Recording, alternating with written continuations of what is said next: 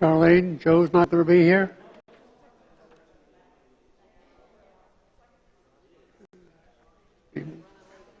He's trying to pull a Jackson. A quick question for you, Mr. Ashbrook. Mr. Ashbrook.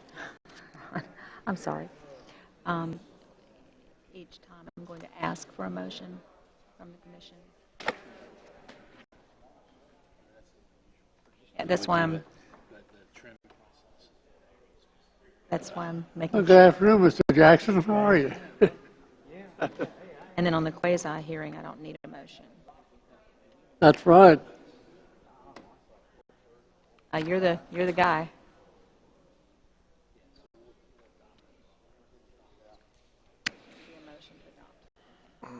Test 1, 2.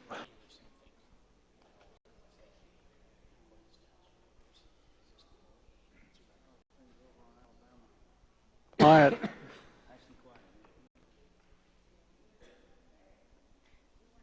Good afternoon, ladies and gentlemen, and welcome to the Wednesday, September 9th Lynn Haven CRA board meeting. It's 4:31, and the meeting is now called to order. A motion for an approval of the meeting minutes from June 23rd, 2015. So moved. And a second? Second. The motion has been cast and seconded. Is there any comment or questions from the board? Are there any comments or questions from the public? And there are none. Would you please call the roll, Mr. Schubert, for the approval of the meeting minutes? Commissioner Shad? Aye. Commissioner Friend? Yes. Commissioner Barnes? Aye. Commissioner Ashbrook? Mayor Anderson? Yes. Item number 3 is resolution number 2015-0901, adopting a tentative community redevelopment agency budget for the fiscal year 2015-2016. Is there a motion? I'll move to be approved as presented. And is there a second? Second. Thank you. There's been a motion and a second for approval. Is there any question or discussion from the board? Are there any questions or discussion from the public? And there are none. Mr. Schubert, would you please call the roll for the vote? I'll read it. You're having to read a resolution for this? Rob, do I need to read it? Okay, so we need to read it and then have another motion. Sorry. Resolution number 2015-09-01, a resolution adopting a tentative budget for the Lynn Haven Community Redevelopment Agency for the fiscal year 2015-2016 and appropriating for the purposes specified redevelopment trust funds in amount specified for disbursement according to said budget for the fiscal year 2015 and 2016. And I might add, too, that this budget more than likely will look different come the mid-year amended budget due to probable changes regarding the Main Street. Thank you. Because I did not ask for the resolution to be read before I ask for a motion and a second, could I please have another motion? Yes, I'll make the motion be approved as presented. And a second? Second. Thank you. Is there any discussion or questions from the board? From the public? And there is none. Mr. Schubert, would you now please call the roll? Commissioner Shad? Aye. Commissioner Friend? Yes. Commissioner Barnes? Aye. Commissioner Ashbrook? Yes. Mayor Anderson? Yes. Item number 4, the discussion and possible action regarding the residential incentive program application for 1418 Indiana Avenue. Is there a motion? I'll move approval. Is there? Thank you. There's been a motion and an approval and a second for approval. Is there any question or discussion from the board? Any questions or discussion from the public? Any information from staff? Okay, at this time, Mr. Schubert, would you please call the roll? Did you have anything, Mr. Jenke? Okay. Oh, he doesn't raise his hand. Just for clarification, you may recall we had this this item was tabled at the last CRA board meeting. There were some questions about the ownership of the property, which the city attorney and I had clarified. We updated the application. Everything is complete now, and I'm requesting approval from the CRA board. Thank you. Are there any other questions or comments from the board or from the public? Okay, Mr. Schubert, would you please call the roll? Commissioner Friend? Yes. Commissioner Barnes? Aye. Commissioner Ashbrook? Yes. Commissioner Shad? Aye. Mayor Anderson? Yes. Item number 5, discussion and possible action regarding the residential incentive program application for 1502 Michigan Avenue. Is there a motion? So moved. I don't know who it was. Barnes. Mr. Barnes, Commissioner Barnes had the motion. Is there a second? I'll second. Thank you. Are there any questions or discussion from the board? Information from staff? This is a new application that was submitted to the CRA office, another project property owner that is requesting the refund of the request of $2,500 for the residential incentive program. This home has already been completed. I think the contractor started in early June on this project. I attached some before and after pictures to the agenda packet for your information. And at this point, I'm requesting approval of this application as presented. Thank you. Is there any further discussion or question from the board? From the public? And there is none. At this time, would you please call the roll, Mr. Schubert? Commissioner Barnes? Aye. Commissioner Ashbrook? Yes. Commissioner Shad? Aye. Commissioner Friend? Yes. Mayor Anderson? Yes. And so it does pass. Number 6 is the discussion and possible action regarding the Sheffield Park Master Plan. This is the approval of the conceptual master plan and authorization to proceed with the project. Is there a motion? I'll move that we proceed. And a I'll second. And there has been a second. At this time, is there any staff discussion or report? Thank you. Thank you, Mayor. This item is a follow-up item from our previous workshop regarding this Sheffield Park Conceptual Master Plan. I incorporated the public input into the updated keynotes, which have been attached to the agenda packet. And I also provided some examples of the design that I'm suggesting or that I'm proposing at this point. My recommendation is, or I'm requesting to move forward with this project to the next stage, which would be the drawing of the construction plans and the permitting for this project. Thank you. Okay. Are there questions from the board? Mr. Shad? Yes, I Commissioner do. Shad? Firstly, before I give approval to proceed with this, I want to know what it costs. In other words, I'm not willing at this point to say, go ahead and expend money for all the plans and all of that until you can give us an estimate or specifications on the costs. All right? The estimate that I presented to the board at the last workshop or the workshop before was about $1 million. However, it is an estimate, and at this point, we will know the exact number once we have the construction plans in hand and once we have gone through the bidding process for each individual phase. And then I can give you the exact number. All right, then, in my opinion, the authorization to proceed is only to proceed with the plans and specifications and pricing it, and then it will come back before this board. Absolutely. All right. Yes, Just thank wanted you to for make that clarifying. clear. Good job. Are there other questions from the board? Are there questions or discussion from the public? Okay. At this time, Mr. Schubert, would you then call the roll for discussion and possible action regarding the Sheffield Park Master Plan, approval of conceptual master plan, and authorization to proceed with the project? Commissioner Ashbrook? Yes. Commissioner Shad? Aye. Commissioner Friend? Yes. Commissioner Barnes? Aye. Mayor Anderson? Yes. And so the motion has passed. Item number 7, this is a time for public commentary regarding the Lynn Haven Community Redevelopment Agency. Are there any questions or commentary from the public today? And there is none. At this time, I would like to adjourn the Lynn Haven Community Redevelopment Agency Board meeting. We will reconvene at exactly 5:01 for a public hearing, and you're invited to stay, of course. Thank you.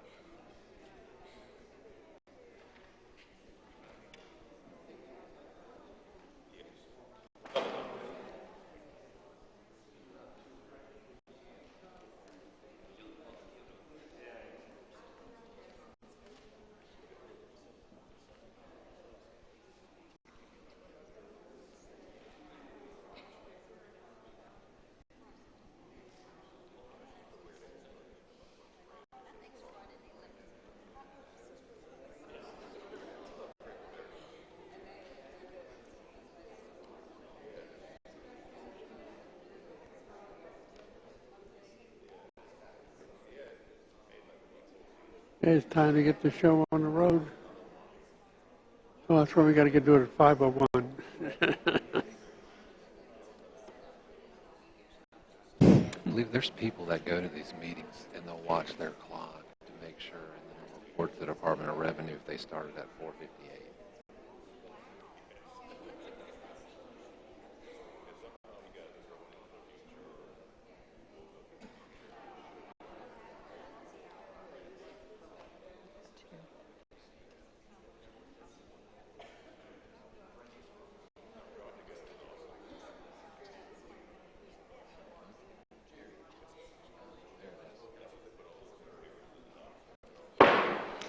Good afternoon, ladies and gentlemen, and welcome to the Wednesday, September the 9th Commission meeting. And today will be a hearing, so we had to wait until 5:01. So this meeting is now called to order.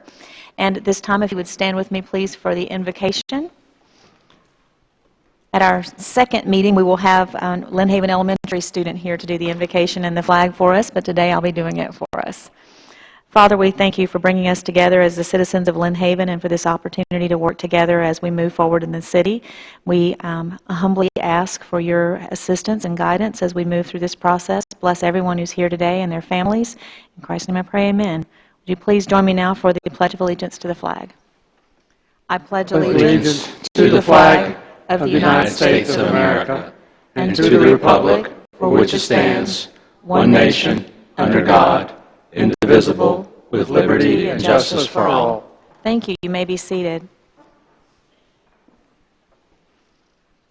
It is now 5:02, and the public hearing is open. Item A is the tentative millage rate for the 2015 tax roll. At this time, would the city manager please present the report? Yes, Mayor, thank you. I've got a statement followed by the resolution of title only being read. The statement is, for the purpose of funding a portion of the fiscal year 2015-2016 general fund budget of the City of Lynn Haven, a millage rate of 3.9 is proposed for 2015. With a current year rollback rate of 3.8859, the current proposed rate as a percent change of the rollback rate is 0.36%. The resolution number 2015-09-623, a resolution of the City of Lynn Haven, Florida, levying the tentative ad valorem property tax millage rate for the municipal purposes on all taxable property within the city for the fiscal year beginning October 1st, 2015 and ending September 30th, 2016, stating the percentage by which the millage to be levied exceeds the rollback rate and providing an effective date. Are there any comments from the public? There appear to be none. Is there a motion to adopt the resolution? So moved. Thank you. There's been a motion and a second. Are there any comments or questions from the board? Mr. Schubert, would you please call the roll? Commissioner Shad? Aye. Commissioner Friend? Yes. Commissioner Barnes? Aye. Commissioner Ashbrook? Yes. Mayor Anderson? Yes, and the item has passed. Item B is the tentative general fund and enterprise budget for fiscal year 2015-2016. At this time, would the city manager please read this budget plan? Resolution number 2015-09-624, a resolution of the City of Lynn Haven, Florida, adopting a tentative general fund budget and approving tentative enterprise fund budgets for the fiscal year beginning October 1, 2015 and ending September 30th, 2016, and appropriating for the purposes specified funds of the City of Lynn Haven, Florida, in amounts specified for disbursement according to said budget. Thank you. Are there any public comments? Yes, ma'am. Janet Walker, 1106 Michigan Avenue. Page 64 of the budget we're speaking about this evening, entitled Stormwater Fund Revenue. Down 3/4 of the way, we have line item 4384-00, debt proceeds. The last column, original FY 15-16, we have $3,720,000. Is that a new bond for us? No, that's accounting for the loan that we spoke of, whether it's through the contractor or through a traditional lender's That's just accounting for that fund, not fund. It's not a bond. It's not a bond, Right. It's accounting for the 17th Street ditch, correct? the change order that was discussed 2 weeks ago. Now, are we taking that $3,720,000 and we're adding it to the two items above that, the transfer from the water fund, a little over $500,000, and the transfer from the sanitation fund of $364,000? And is that then going to pay the $4,255,132 then for the ditch? Is that how we're coming to that payment of the $42,55,132? You lost me along the way somewhere. The $3.72 million is not going to be incurred. We're not going to pay that out. That is going to be part of that debt service I spoke about, approximately $250,000. We're not going to cut the contractor a check for that. We're either going to pay the contractor for 20 years the debt service on 3.72, or we're going to go to a traditional bank. This is just accounting for where that revenue is coming in. So next year, if I were to look on the page that lists all the debt services, would I find that particular amount there listed with the other bonds? Yes, you will. I would. You will, because that's a note, and that's exactly what that is. That's accounting for the note that we will have on the books. That is not physically $3.72 million that's coming out of our coffers. Okay, thank you. Thank you. Are there any other questions or comments from the public? At this time, is there a motion to adopt Resolution 2015-09624? So moved. Is there Second. And there has been a motion and a second. Is there any discussion from the board? Would you please call the roll, Mr. Schubert? Commissioner Shad? Aye. Commissioner Friend? Yes. Commissioner Barnes? Aye. Commissioner Ashbrook? Yes. Mayor Anderson? Yes. The time is now 5:07, and this public hearing is closed.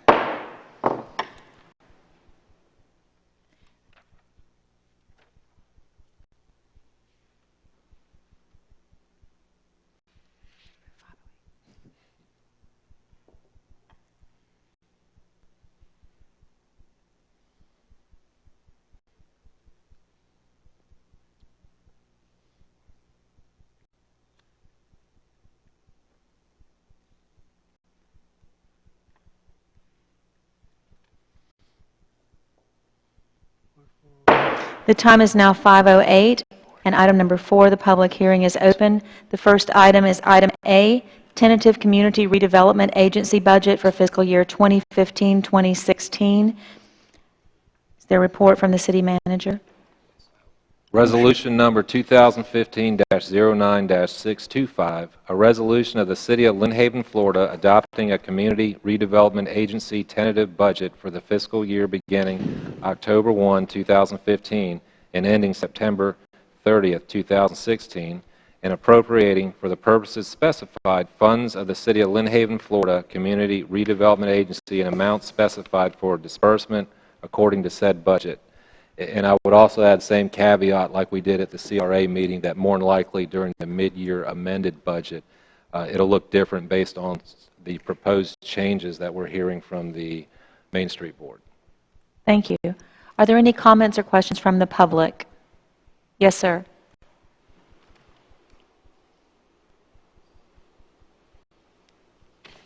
Rich Walker, 1106 Michigan Avenue, dealing with the CRA budget. I look in here and I see one entry, Sheffield Park Improvements Phase 1, $250,000. According to the meetings I've been to, the commissioners haven't approved any improvements to Sheffield Park, but yet it's carried in the CRA budget.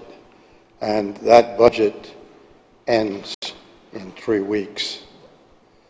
So, in accordance with information I've received from the finance officer, if this money is not used within that budget period, it's returned to the CRA. Is that correct?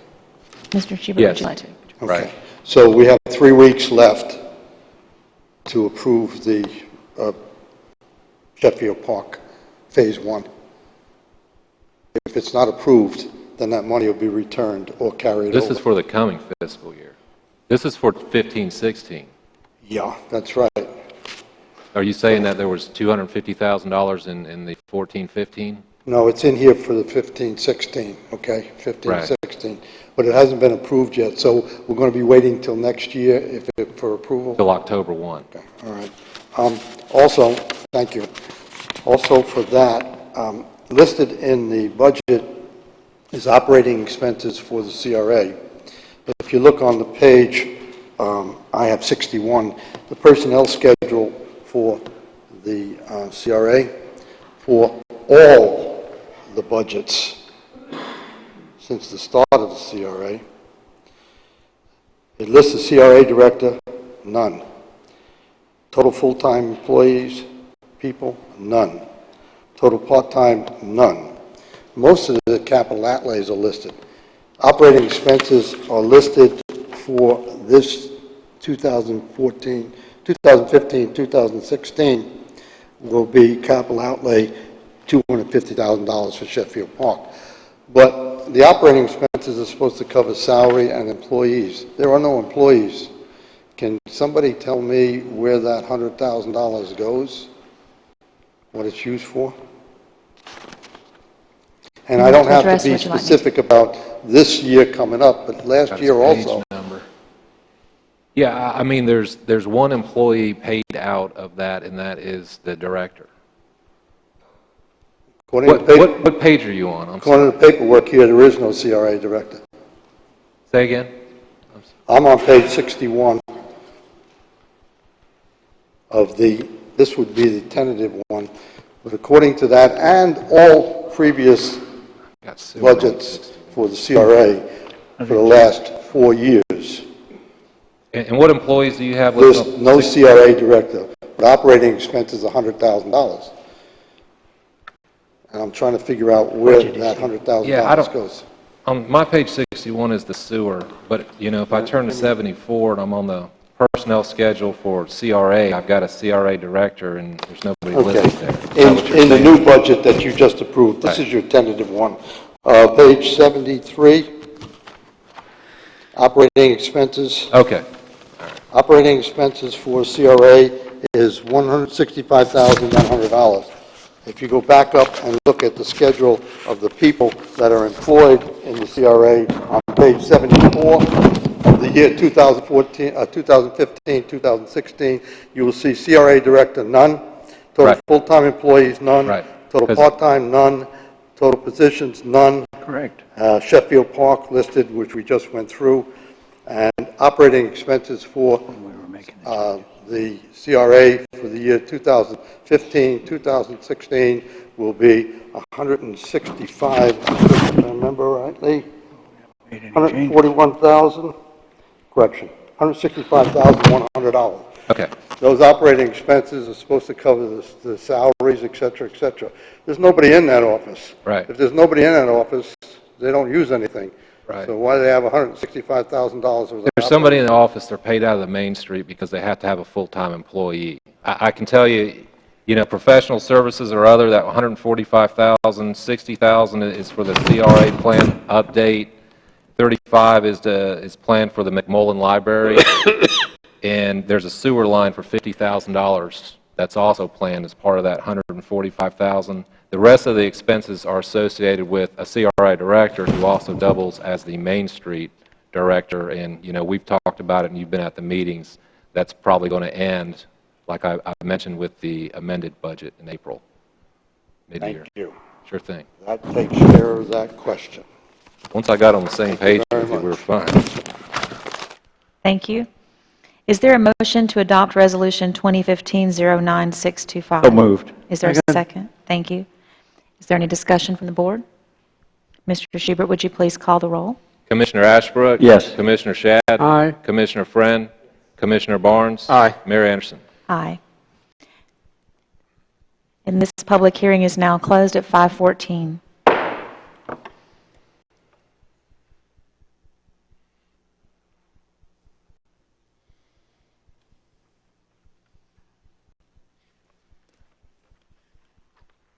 The next public hearing, item number 5, is now open at 5:15.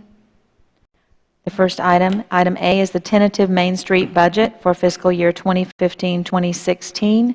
Mr. Schubert, would you please read the resolution and report? Resolution number 2015-09-626, a resolution of the City of Lynn Haven, Florida, adopting a Main Street tentative budget for the fiscal year beginning October 1, 2015, and ending September 30th, 2016, and appropriating for the purposes specified funds of the City of Lynn Haven, Florida, Main Street, in amounts specified for disbursement according to said budget. Thank you. Are there any comments or questions from the public? Yes.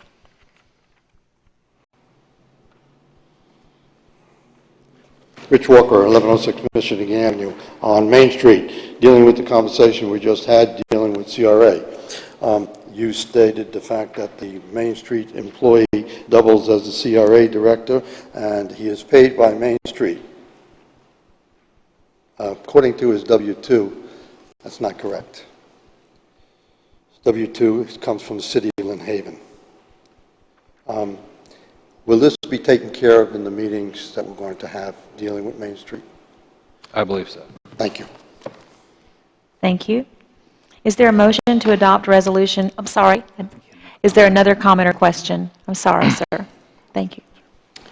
I'm Mr. Gutnick, 1519 Pennsylvania Avenue. And I'm a little new to this, so maybe this is just my ignorance, but can you explain to me why we have a community redevelopment agency and a separate Main Street budget? Why are they not under the same auspice? Would you like to address or me? Sure, and that's a very topical, timely question. That's a question that the Main Street Board has been addressing their last two meetings. It appears, and I don't want to speak for the board, it appears that there is some redundancy. Essentially, the Main Street is a pass-through from the CRA, so they're looking at a way to streamline the process to eliminate the redundancy, become more efficient, and accomplish the same exact task by being potentially, and I don't want to put words in their mouth, by doing like a CRA advisory board. And that should come before the Commission and the CRA board, which are one and the same, within the next month or two max. Thank you. Thank you. Is there other commentary? Yes, sir.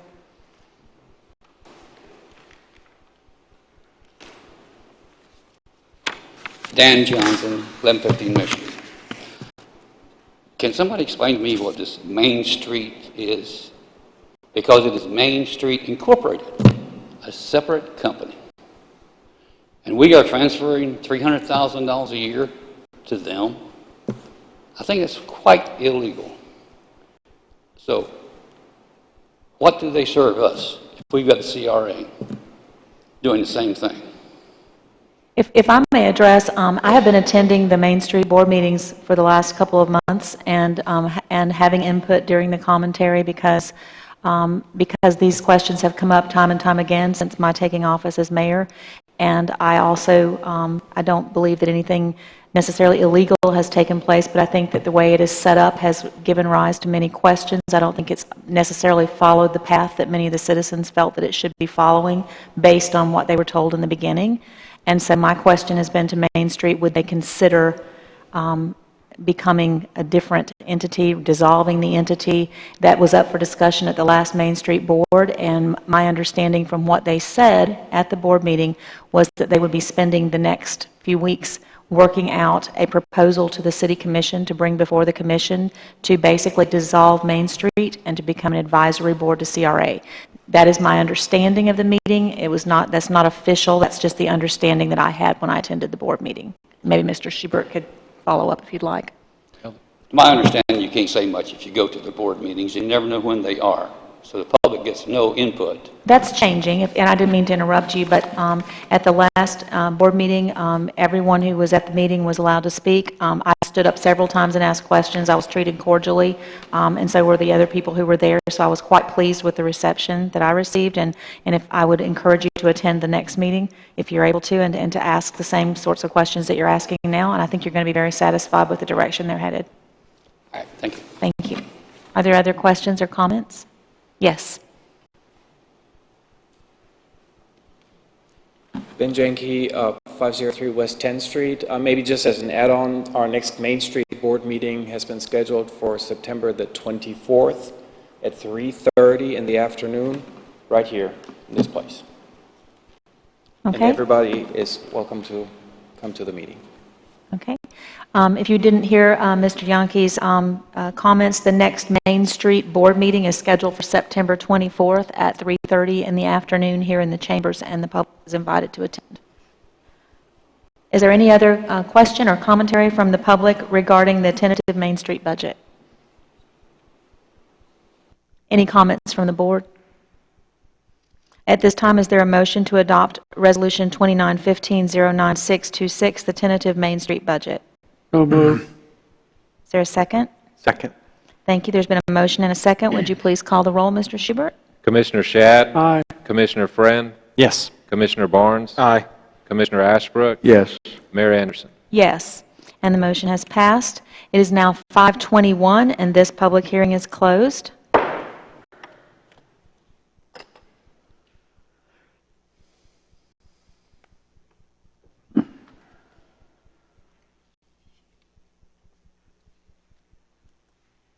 It is now 5:21, and item number 6, the public hearing is opened.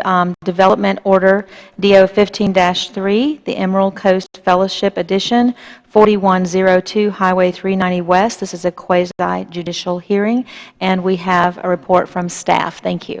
Mayor, if I can do the quasi-judicial Yes. procedure first. Thank you. Items number 6 and 14 are a quasi-judicial hearing of the City of Lynn Haven. If anyone plans on providing any testimony to this board, please go ahead and raise your right hand. Stand and raise your right hand right now. You swear the testimony you're going to provide is the truth upon penalty of perjury?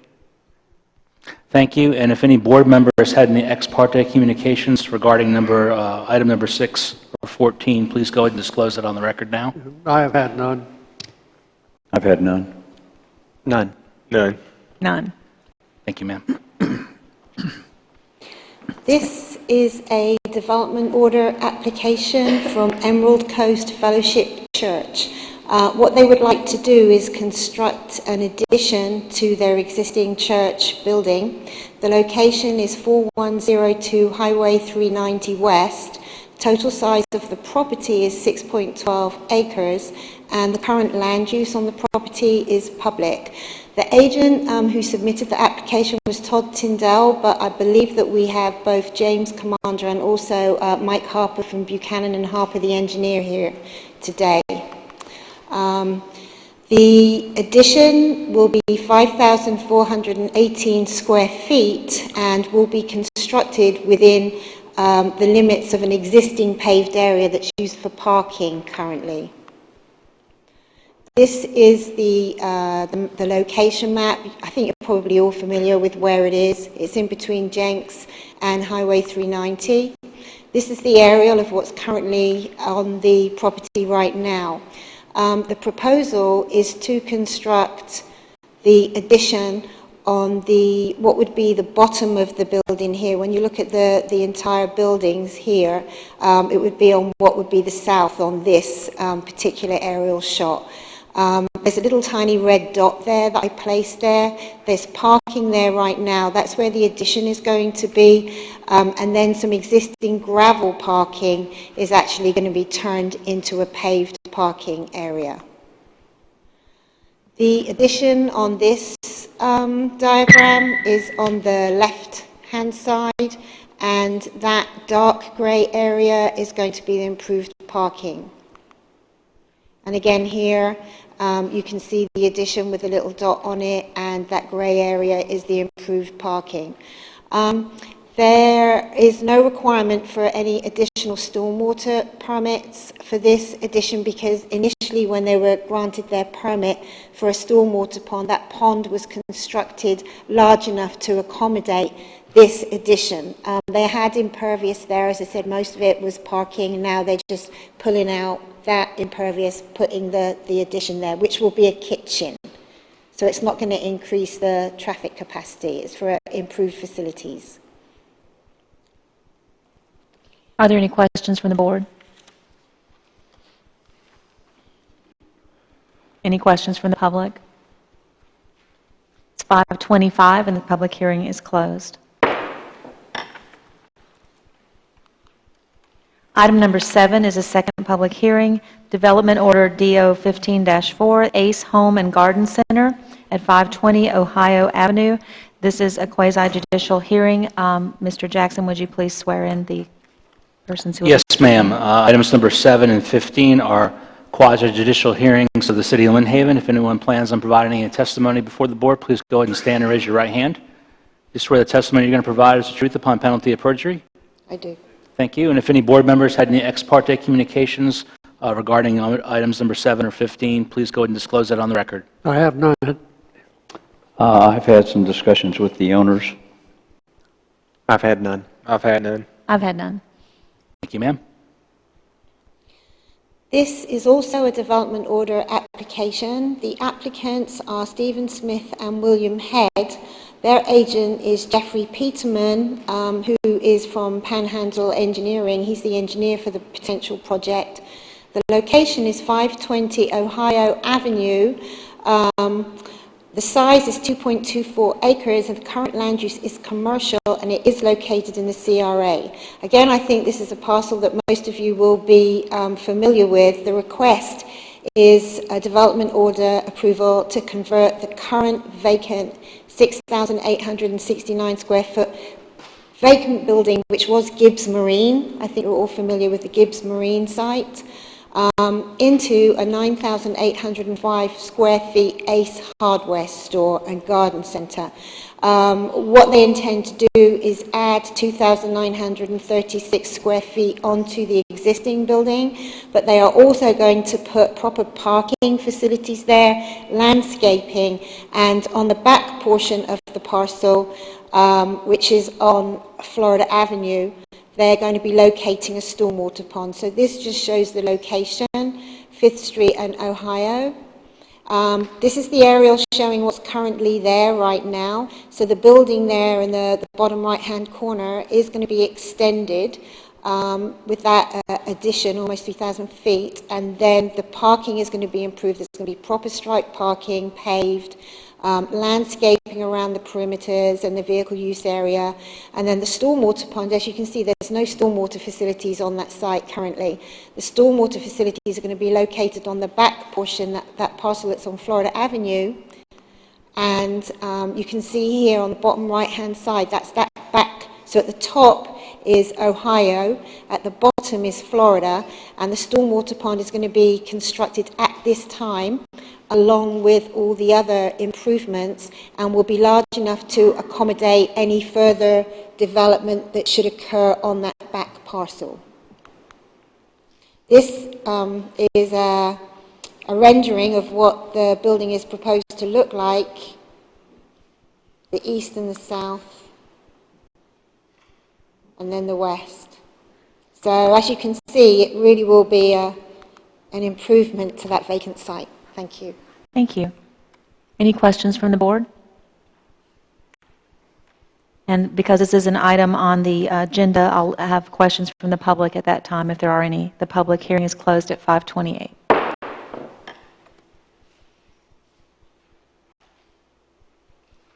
This time we'll go to item number 8, which is the mayor's report. Just wanted to bring up that tomorrow I'll have the opportunity to sing for the Senior Citizens Center during their lunch, so I'm looking forward to that. And spent a great deal of time over the last 2 weeks using social media and other means to talk with citizens about one of the items on the agenda today, the golf carts. So had a lot of good discussions with people. I did meet with the Main Street Board at their last meeting, had a lot of good discussion with them, and feel very good about the direction in which they're proceeding.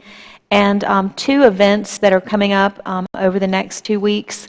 On September 19th, Lynn Haven's going to be hosting a walk on our bridge to celebrate Suicide Prevention Week and to honor that proclamation, which will be made today.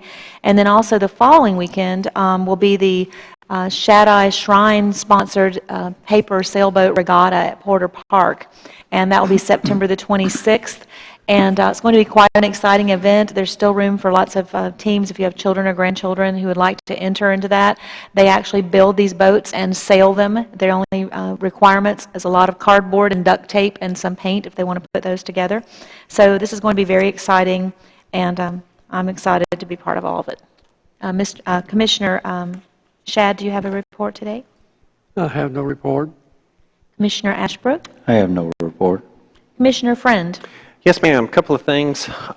First, the Homeless and Hungry Coalition, as you guys may recall, we created a organization, if you will, or just a program, really. It's called Laundry Love. We've done a couple of sessions where we reach out to individuals that need to get some laundry done, and I'm happy to say one of our local business, the Tillmans, offer up one of their locations to do that.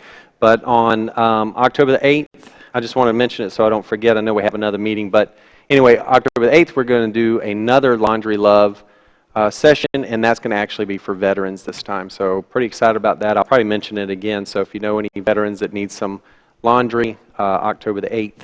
And then the next thing is the TPO, Bay County TPO, will be sponsoring these September Public Workshop Series. We're going to have one here in Lynn Haven on September the 15th at First Baptist. I'd like to thank First Baptist for opening their doors for this public workshop, but also what it's going to be going over is our long-range plan, transportation plan. That's one of the things that the TPO is responsible for doing, is putting together that long-range plan. So looking for public input for that. Transportation needs, it's a long vision, just so you know. It's a long-range transportation, so we're looking 20, 25 years out. So, but now's the time to come out if you can and give some public comments on that. Thank you very much. Thank you. Commissioner Barnes? I have no report. And if I may move back to the mayor's report, I skipped over the city manager's reading of the proclamations. Proclamation A for Suicide Prevention Week.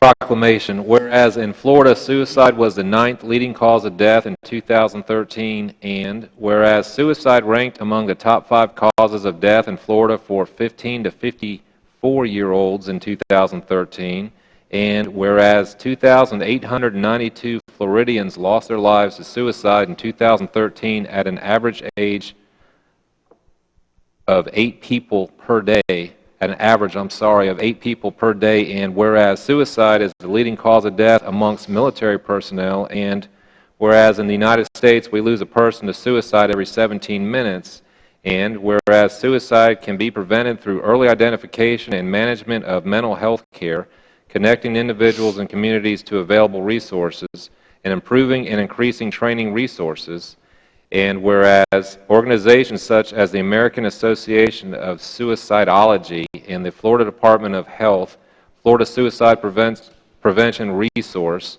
Emerald Coast Behavioral Hospital, Life Management Center of Northwest Florida, and Suicide Prevention Awareness, Response, and Education of Northwest Florida are dedicated to reducing the frequency of suicide attempts and deaths and the pain of survivors affected through educational programs, research projects, intervention services, and bereavement services, and whereas increased awareness, education, and commitment to action in our community are keys to help eliminate these tragedies. Now therefore I, Margot Deal Anderson, Mayor of the City of Lynn Haven, Florida, do hereby declare September 14th through 18th, 2015 as Suicide Prevention Week throughout the City of Lynn Haven, Florida, and encourage all citizens to join me in increasing awareness and understanding of suicide and to let those affected know there are resources and organizations available to help. Thank you. And the second proclamation for Constitution Week. Whereas September 17th, 2015 marks 28th anniversary of the drafting of the Constitution of the United States of America by a constitutional convention, and whereas it is fitting and proper to officially recognize this magnificent document and the anniversary of its creation, whereas it is fitting and proper to officially recognize the patriotic celebrations which will commemorate the occasions, and whereas Public Law 915 guarantees the issuing of a proclamation each year by the President of the United States of America, 2015 marks 2015, and through September 23rd, 2015 as Constitution Week. Now therefore I, Margot Deal, Mayor of the City of Lynn Haven, Florida, do hereby proclaim September 17th, 2015 through September 23rd, 2015 to be Constitution Week, and urge all of the citizens, schools, churches, businesses, and civic, scientific, social, and fraternal organizations to reaffirm the ideals the framers of the Constitution had in 1787. Thank you. That was a lot of reading. You even got the mayor's name wrong, so we have to say Margot Deal Anderson. What did I say? Margot Deal. It's okay. I'm sorry. I like that name. It's the one I started out with. At this time, is there a motion to accept both of these proclamations? So moved. Second. Thank you. Mr. Schubert, would you please call the roll? Commissioner Shad? Aye. Commissioner Friend? Yes. Commissioner Barnes? Aye. Commissioner Ashbrook? Yes. Mayor Deal Anderson? Affirm Thank the you. ideals Yes. the framers of the Constitution At this time, had. if he has any ability to speak after reading those two long proclamations, it's time for the city manager's report, item number 10. I've only got one item. If Mr. McDougall, is Jerome here? I've got the City Manager Employee of the Month, and I'm proud to present it to Jerome, who is a utilities maintenance worker that oversees the meter readers, and I think my staff has set me up with some very provocative language there, but I will say, instead of reading it, that Jerome does an excellent job at what he does. He's not always in the best situation as far as customer service because he's out there sometimes in situations where he's unfortunately cutting. But I mean, he's always very professional. I've been here almost a year and a half, have not had one complaint, only compliments on Jerome. So I appreciate your service. You're very conscientious, and we appreciate your professionalism with our citizens and the job you do. Thank you. Here's a plaque and a little dinner. Thank you. Thank you. That's all I have. Is that it? Yes, ma'am. At this time, we'll move to item number 11, which is the city attorney's report. No report, Mayor. Thank you. We move to item number 12, the consent agenda, the minutes from the 8/24/15 regular meeting. Is there a motion to accept the minutes? So moved. And a second? Second. Is there any comment or discussion from the board? From the public? Mr. Schubert, would you please call the roll? Commissioner Barnes? Aye. Commissioner Ashbrook? Yes. Commissioner Shad? Aye. Commissioner Friend? Yes. Mayor Anderson? Yes, and so the minutes have been approved. Now moving on to new business. Item number 13 is discussion and possible action regarding approval of right-of-way use agreement for the ACE hardware project. Is there a motion? Mayor, before you accept the motion, I just wanted to update, update the commission on one small change. I was contacted by the representative today, and that was informed that I guess it was the previous owner, sold the property to ACE Home and Garden LLC of Lynn Haven. So I've updated the agreement to reflect that. That's all. Okay. Is there a motion? I'll move approval. Is there a second? Second. Are there questions or discussion from the board? I take it that the property they're talking about is I consider to be that alleyway that splits it. Yes, sir. The alleyway and part of the alleyway and then part of 5th Street, actually, they're going to put some landscaping on that area, and they're just asking for permission to do that in coordination with this project. And this is a standard right-of-way use agreement that the city's used over the years, that if we ask them to remove it, they have to remove it within 30 days. So, Thank you. Are there other questions? Are there questions from the public? Yes. Rich Walker, 1106 Michigan Avenue. When the project came up on the board before, I noticed the alleyway there. What does the right-of-way give them rather than a citizen? What does it take away from a citizen, or what does it take away from, or give them over us? Okay. Is there a staff? sure, it's just an agreement that the right-of-way is, the city has a right to use that right-of-way, and they want to be able to use it on a non-exclusive basis, so they can't exclude other citizens from using it, and they just need our permission to use our portion of the right-of-way. And my understanding is it's a very small portion. It's like 4 or 5 feet, that's it, of a 60-foot and a 30-foot right-of-way. Okay, that leads to one other question. Who owns it? Well, the city owns the right-of-way. City owns it? Yes. Okay, so we're giving them permission to use it as a right-of-way, which would have been normal for any citizen. as the right-of-way of an alley, right? Correct. But they're going to put landscaping. Oh. That's why. Thank you. Aesthetically, it'll be more pleasing. Thank you. Are there other questions or comments from the board? Okay, is there, I guess this time there are none. Mr. Schubert, would you please call the roll? Commissioner Barnes? Aye. Commissioner Ashbrook? Yes. Commissioner Shad? Aye. Commissioner Friend? Yes. Mayor Anderson? Yes. So it has passed. Item number 14, discussion and possible action regarding approval of development order and certificate of concurrency, DO 15-3, Emerald Coast Fellowship Edition, 4102 Highway 390 West. Is there a motion? I move approval. And is there a second? Second. Are there questions or discussion from the board? Questions or discussion from the public? And there is none. Mr. Schubert, would you please call the roll? Commissioner Shad? Aye. Commissioner Friend? Yes. Commissioner Barnes? Aye. Commissioner Ashbrook? Yes. Mayor Anderson? Yes, and the motion has passed.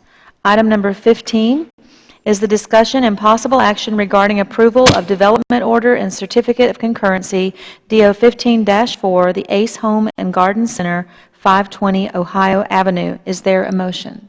I move approval. Second. Thank you. Is there any discussion or questions from the board? From the public?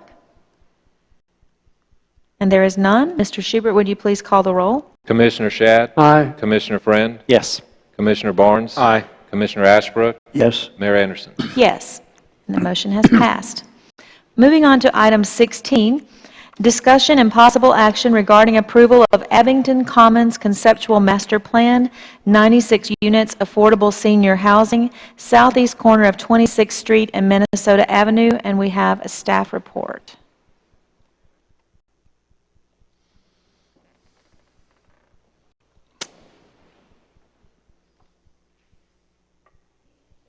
Is a request for approval of a conceptual plan. This is not asking for development order approval. This is something actually that has come before you twice before. The last time was 2013 and the request was exactly the same. What the conceptual master plan is covering is a 96-unit affordable senior housing facility. The applicant is RIA Ventures, the agent Buchanan and Harper, and there's representation here by Mike Harper. The location is the southeast corner of 26th Street and Minnesota Avenue. The size of the parcel is 19.5 acres and the land use is medium density residential. The request is the approval of a conceptual plan so that they can apply for financing with the Florida Housing Finance Corporation. As part of their application process, they have to show that they have had their conceptual plan reviewed by the city. So by bringing it to the commission, the planning board and the commission, then you vote basically on whether you approve the concept. You're not voting on actually saying they can do this thing if they do get the financing. And as I said, the exact same thing from the exact same people has been before you twice before, and they've been unfortunate and they haven't been able to get the financing. This shows the location, the corner of 26th Street in Minnesota. This is what it looks like at the moment. And this is the conceptual master plan that shows three-story buildings and stormwater accommodation, and also identifies the wetlands on site. There are quite a few wetlands on site. Thank you. Is there a motion from the board? Moved. Is there a second? A second. Are there questions or discussion from the board? Is this complex going to be similar in nature to the one that already exists on Minnesota close to Mosley? I think that the intent is for this to be like Sienna Gardens. There's going to be management on site, but we don't know exactly because all this is the concept. So we wouldn't know unless they got their financing and then actually came back to you and showed you exactly what it was. I do have Mike Harper here. He might be able to answer some more specific questions. I'll mention too that when this came before us before, the concept was for residences for those who might be having loved ones up front that would be in a more controlled, sort of an Alzheimer's type, that was the concept then, that they would have apartment type residences for a loved one to live in and be in close proximity to the other family member. Now, that was the concept a few years ago, and I also understand what their need is. They have to have the governing municipality, at least for compliance purposes, put this piece of paper in their packet when they go apply for their money. Right, and they also have, we also have forms that we have to sign to say that infrastructure would be available, water, sewer, that kind of thing. This master plan here is the exact same, it's a copy. It's exactly the same as what was presented to you before. They haven't changed anything. Are there other questions or discussion from the board? Are there questions or discussion from the public? Yes, Mr. Walker. Rich Walker, 1106 Michigan Avenue. Years ago, we did get involved in an affordable housing project that is located adjacent to, behind, or around public, Phase 1 and Phase 2. At that point, we had to invest some money in from the city to augment that project. The project was never fully completed. I don't know to this date how much money we invested or how we gave him a write-off on whatever for that project. But is this project going to be the same way? Does the city have to invest any money, give any, I don't want to use the word freebies, but give anything to them to make sure that the project goes ahead? I didn't hear anything in there other than this might be a lockdown facility for Alzheimer's. I heard that, but that's different from affordable housing. But is there anything in the... I'm not aware, we're not aware of any incentives. Anything at all? No. So we wouldn't be on the line for anything... Not that I'm aware of. To make the project go ahead? Were you asked for any of that? No. I'm not aware of any incentives. I would just like to say that at this point, because you're just looking at a concept, you're not on the hook for anything. I mean, you know, you can prove this, they can get their money, and you don't have to allow them to build, they don't have to build anything. I mean, you still have to look at what they're submitting. Yeah. Are there other questions or comments? Yes, ma'am. Janet Walker, 1106 Michigan Avenue. Can someone tell me how they're going to enter and exit? Are they doing it on 26 or Minnesota? I wasn't quite clear from the diagram. Answer from staff. Thank you. Yeah. Thanks. Mike Harper, Buchanan and Harper, 735 West 11th Street, Panama City. Right now, this conceptual plan shows that there is an entrance on Minnesota Avenue. And that, if I recall, that is the only entrance that's currently being shown. This is still a conceptual plan. And, you know, we're not asking for any development rights or approvals. It's just approval of the concept. So all transportation, all that would need to be dealt with when we come back for a development order. Sure. Okay. Are there other comments or questions from the public? Okay, at this time, would you please call the roll? Mr. Schubert, thank you. Commissioner Ashbrook? Yes. Commissioner Shad? Aye. Commissioner Friend? Yes. Commissioner Barnes? Aye. Mayor Anderson? Yes. Okay, and so that has passed for the conceptual master plan. Item number 17 is the discussion and possible action regarding golf carts. And I do have as I said, this is something that I have done some research and something that we talked about as I was campaigning as mayor of Lynn Haven. So I have some information, but I would need a motion and a second before I can present. So is there a motion? I want to discuss it, so I'll certainly make a motion. Okay, is there a second? I'll second it, but I'd like to know what I'm really seconding. Just Okay, a discussion and possible action regarding golf carts, and I do have a PowerPoint presentation that I would like to present if that's acceptable, or would you like to ask a question first? Well, Mr. no, Crane? ma'am, I was just going to maybe clarify the motion to say, as I understand it, the motion would be to allow golf carts in the CRA area. I have what I was proposing actually in this PowerPoint as far Okay. as a motion. And right now, my understanding is the motion that you made is just a discussion of golf carts. You haven't agreed to anything Can we- else. Well, I don't know, can I make a motion just to discuss it? And possible action. Sure. Okay, okay. If that clarifies, Commissioner. Discussion and Chapman's- possible Yeah. action. Thank you, Mr. Shadd. I appreciate that very much. I can turn this on. Okay, part of the CRA and Main Street vision for Lynn Haven is to become a vibrant walking community in this area. And so that's why this discussion has come about. The proposal, it's small, so I'm going to, if you'll indulge me, I'd like to read it to you, what I'm proposing based on input from you. I would propose that Lynn Haven resolve to request that the Florida Department of Transportation permit and establish a golf cart crossing at the intersection of Highway 77 and 9th Street, at the intersection of Highway 77 and Marina Bay Drive on the north side of the Bailey Bridge, and at the intersections of, it says Pennsylvania, but possibly Michigan, one of those two streets, at 12th and 14th Streets to allow crossing from that area.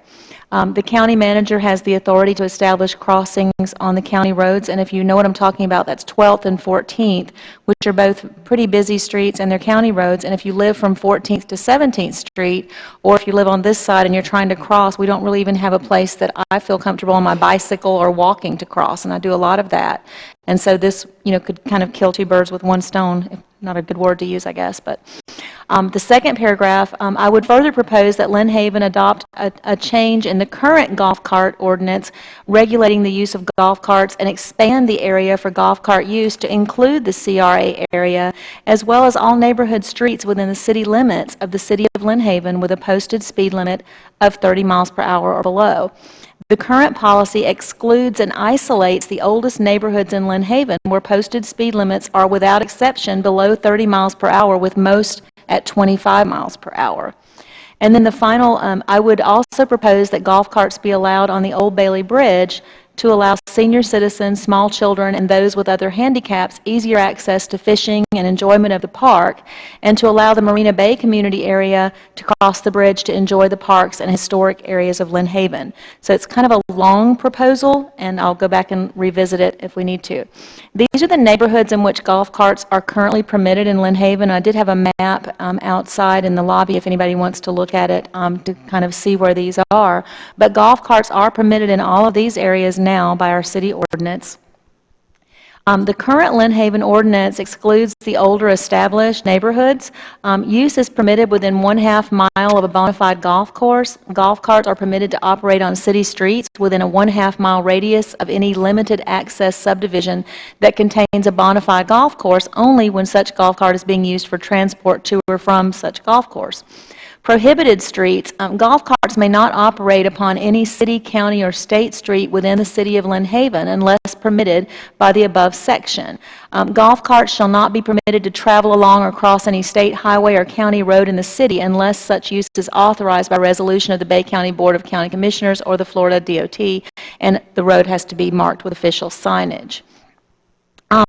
This is an exclusionary ordinance in that as it is written, it excludes many senior citizens and families who do not live in the gated or exclusive residential areas from enjoying the mobility and the relaxing travel by golf cart, which is a trend all over our state and in Bay County as well. Golf carts are no longer just for golf courses and are part of the laid-back, live, eat, work, and play lifestyle which residents have indicated they would like to see in Lynn Haven. As we move forward with the plans for the historic district, the parks, and the government center of Lynn Haven, golf carts will make parking easier at our festivals and events. Many retirees will be able to participate in more outdoor activities such as the farmers market and the concerts in the park. Other cities of Bay County have moved forward with this, and the question is, why not us? Lynn Haven's current operational requirements, and these are, I would also bring to your attention, pretty much the same for Panama City Beach, for Callaway, for Panama City, and for Bay County. So I'll just read these one time, even though I'm showing them more than once. The operator should hold a valid current driver's license, or if the operator is under the age of 16, a person who possesses a valid current driver's license must be a passenger. Under no circumstances may any person under the age of 14 operate a golf cart on any public road in the city. So Lynn Haven's policy is actually more liberal than any other policy in the county. They require that the drivers of the golf carts have a valid driver's license. So we are a little more liberal already with that. The golf cart is operated between the hours of sunrise and sunset, provided that a golf cart equipped with integrated headlights, brake lights, turn signals, and a windshield may operate at any time. And that's another caveat that the Lynn Haven policy has that the others don't. Theirs are pretty much sunrise to sunset for golf carts. The golf cart should be operated in accordance with state or city traffic regulations. The operator should not obstruct or interfere with normal traffic flow. The golf cart should not carry more passengers than the number for which the golf cart is designed. And the golf cart is installed with efficient brakes, reliable steering apparatus, safe tires, a rear view mirror, and red reflectorized warning devices on both the front and the back. Well, my little thing's not clicking. There we go. This is the map. The blue areas, other than the water up in the upper right-hand corner, the rest of the blue areas, sort of a dark-looking gray color, really. Those are the areas within Lynn Haven that allow golf carts on residential streets.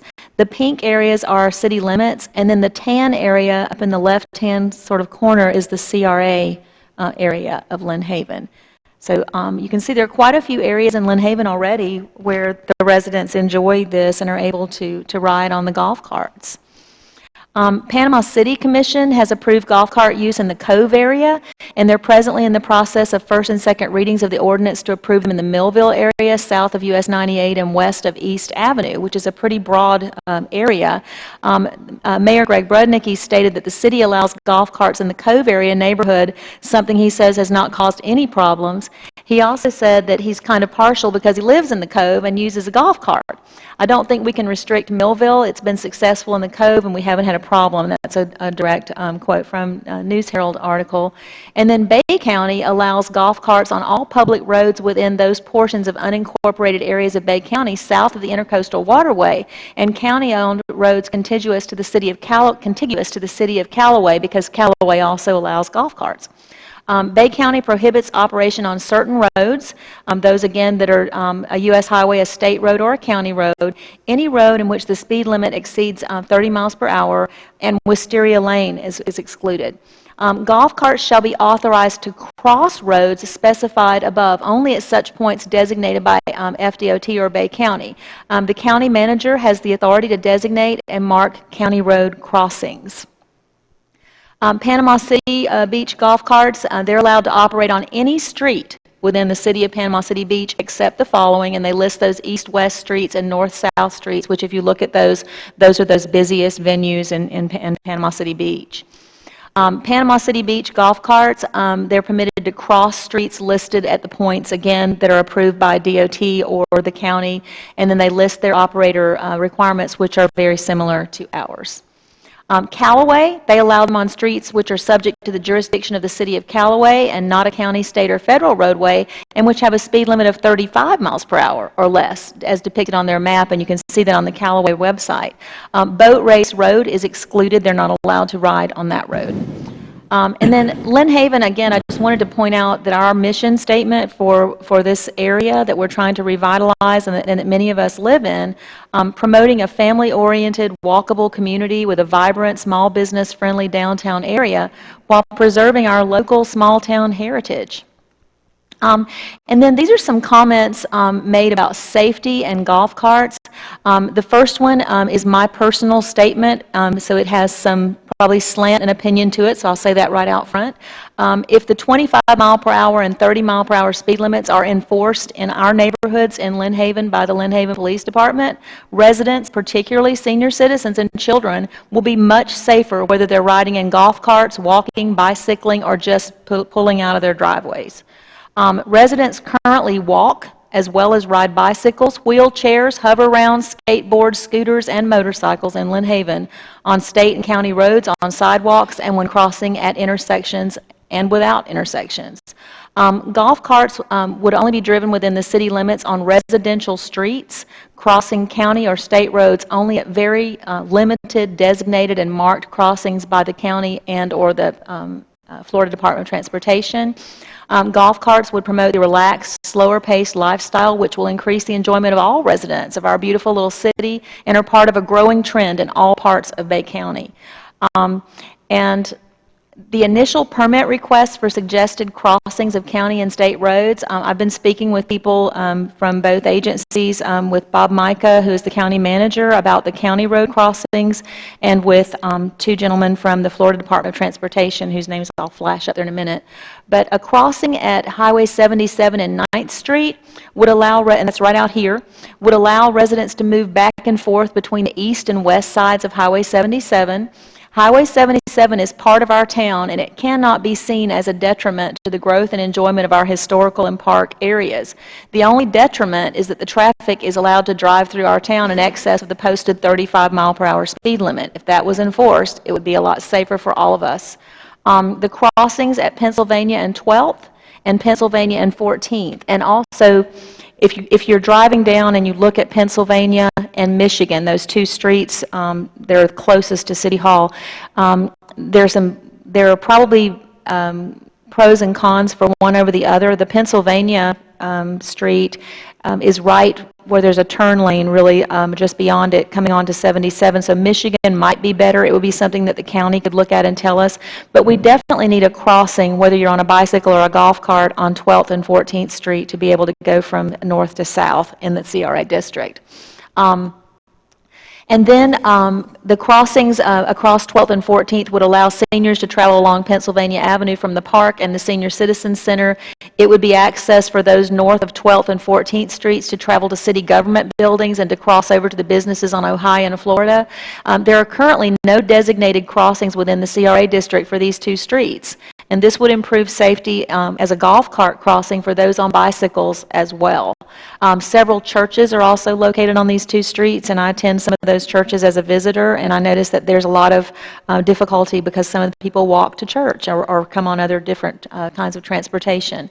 A crossing at Highway 77 and Marina Bay Drive, there is a housing subdivision and a large condominium on the north side of the bridge that would allow them to cross the walking bridge if that were part of the motion that is approved. These are the contacts that I've made with FDOT and the county for crossing permit information. Basically, the crossing of Highway 77 will involve a permitting process, but they were both very, Mr. Peters was quite open and has directed me to Steve Banach, who I'll be speaking with next if this goes further about the crossings. And then I placed a part for discussion by the public and the board.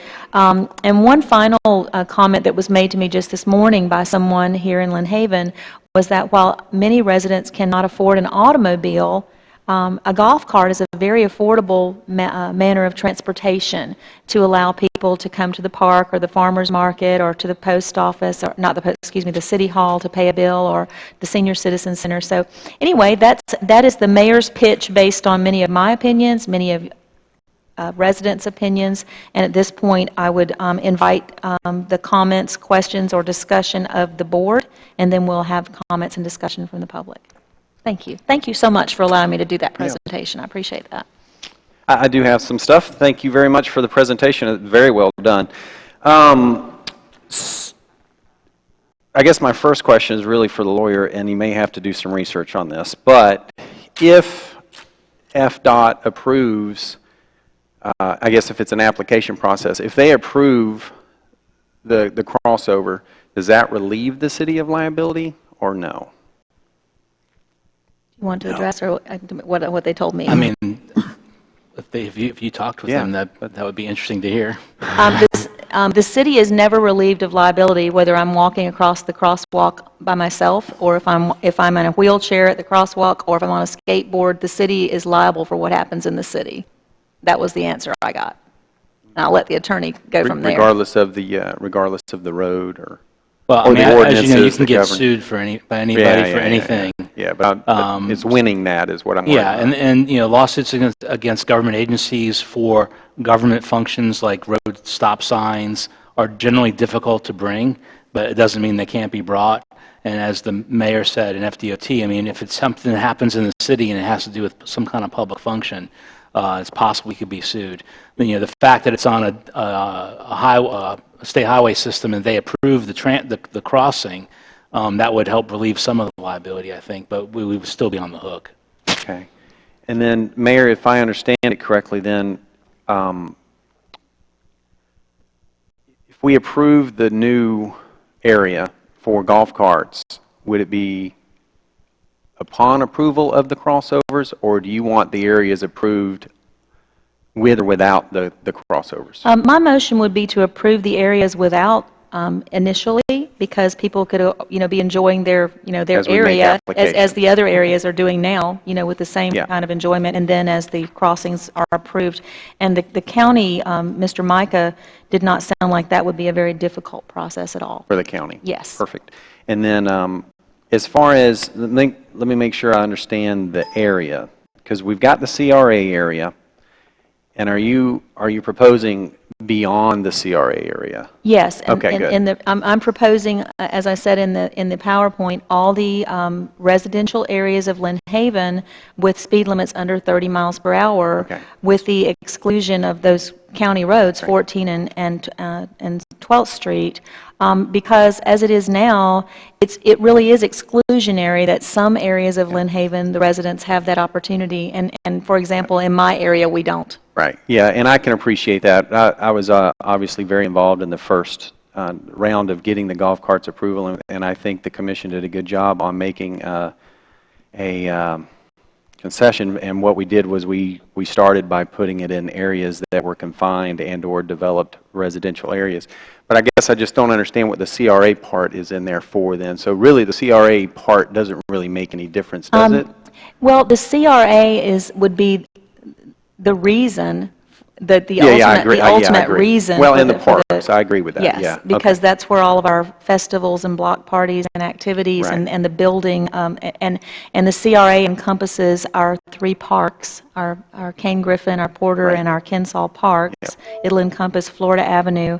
But in my opinion, if you're okaying the CRA area and saying these people, then the other residential areas, then why would they be excluded, you know, Right. from the same Yeah, I don't opportunity? disagree. The last time that we made an adjustment to the areas approved for golf carts, I was trying to get larger areas as well. And what I was trying to say is if we just excluded some roads like Main Street, Tennessee, and a couple others that are so, you know, a little more traveled. But I think the 30... Well, by Main Street, do you mean Ohio? No, Main Street that As in- goes down as off of in- 390 into and goes all the way down to the industrial park. And I was actually excluding the industrial park as well because I didn't think that was a good idea with you know, the trucks going in and out of there, if we want golf carts running back in there or not. And I won't take offense to Tennessee because I live on Tennessee, but there are many other people who live there too, and the posted speed limit is 25 miles per hour. Yeah, and that's what I was getting at, is with children the walking speed to limit school. thing might work for me. I guess that, so then back to the attorney, and I don't know if this is a state statute or not, because right now, the way our ordinance is, golf carts are not required to have the slow vehicle sign.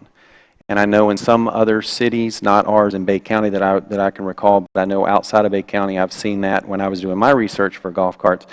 If we're going to do it on 25 or below, is that a state statute? Would we have to add that to our ordinance that the golf carts have to have a slow vehicle sign?